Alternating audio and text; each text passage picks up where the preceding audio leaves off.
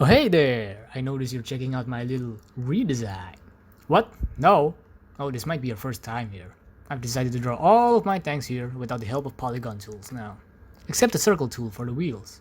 Well, hopefully it looks nicer. So anyway, let's get on with the game. So I've been playing a visual novel with the title of Harem Game.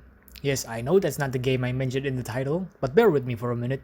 In this game, the government seems to have acted extreme measures to combat low birth rates.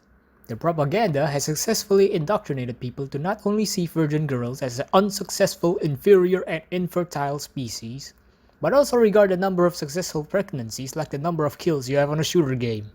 Maybe I shouldn't compare pregnancies with kills, what with the amount of baby murder happening these days. Well, whatever. You, the protagonist, gain inexplicable harem game powers that give him super whatever he upgrades and the ability to not be charged with sexual assault from quasi-consensual sex. Its text is somehow hard to read. I don't know if it's the fault of the developers or the translation. I remember one dialogue line that said, "The girl will love a gentleman who gives her a vaginal cum shot," which I have taken into heart and shall attempt. I suppose I kinda enjoyed despite the dialogue being pretty nonsense. Maybe it isn't, but we're not brainwashed enough yet. Anyways, enough talking about visual novels and my botched attempt to be a beloved gentleman.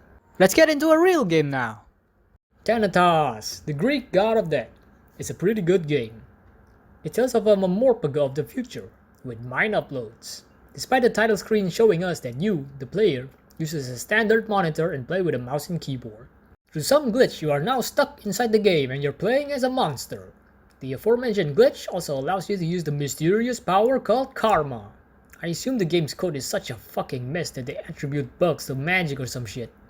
Karma allows you to break the game's rules, such as no PvP in the city, and no sexual acts. Damn, this game is advanced. Therefore, you attempt to rape the night girl who spots you. After getting killed, you realize that you can reincarnate endlessly into several types of monsters and vow revenge on the world. I think the world treated him kinda badly back when he was a player. So begins your adventure as an incel, who loots, murders, and rapes because they deserve it. After finishing everything, you'll go, "We did it, boys. We raped everyone and destroyed the world." And then the game ends, with the words, "Ending 1." I was quite shocked to see that the game actually had more content after this part. So here you are, restarted, back to level 1, back from 0, except for all your stuff and money. And what's this? This time you're not evil. You have renounced your incel ways and vowed to respect women. You've become a simp. Well, at least the girls are nice fellows worth simping for. Yes, in the second part, you play with the main girls instead of against them, and eventually defeat the karma powers and bugs plaguing the game, helping the devs who can't be bothered to fix their spaghetti code. This is a wolf RPG game, featuring more advanced features compared to RPG Maker stuff, though the combat is pretty much the same, turn-based, though the non-combat parts offer more possibilities than a normal RPG. Usually when fighting players, you can interact from behind, and either pickpocket or assassinate the bastard. You can also show your rap skills to side female players, but it only plays generic missionary animation, or generic doggy animation. There are also the 6 main girls who are somewhat bosses, that respawn after a while, I think. I guess I should introduce them, though the game doesn't bother with names, so we call them by their jobs. There's Soldier, the kinda tomboy girl. There's Mage, or Cleric, I forgot, the busty pure-hearted airhead. There's Hunter, the no-nonsense lone wolf. She's also flat. There's Warrior, the busty drunkard. There's Assassin, who's an admin, and likes fun and sex. And finally there's Knight, a serious girl who dislikes immoral stuff, and is the highest ranking admin. With these girls, there's also a special feature where you can push her down and, grape! Unfortunately, grapes don't end battles, and only give some debuffs, whose effects I'm not sure of. The game isn't difficult, though sometimes RNG fucks you in the ass and stun locks you. When I died after being stun locked by the final boss of the first part, the game asked me if I want to change the difficulty. So I did. I changed it from normal to hard, and then beat the boss. A few tips. Before getting the first ending and doing the final chapter of that part, buy 4 to 7 XP fruits, save 2 gemstones of each type, get at least 1 bow of Ragnarok, and save about 1 to 200,000 gold.